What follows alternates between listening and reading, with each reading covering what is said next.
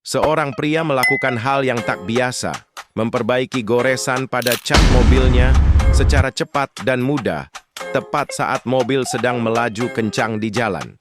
Dengan gerakan cekatan dan alat sederhana, ia mengoleskan cairan perbaikan ke bagian yang tergores tanpa menghentikan laju kendaraan.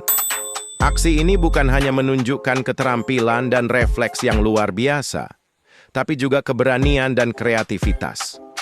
Sebuah momen menegangkan tapi mengesankan, di mana kecepatan dan ketelitian berpadu dalam satu aksi singkat. Jangan lupa like dan subscribe channel ini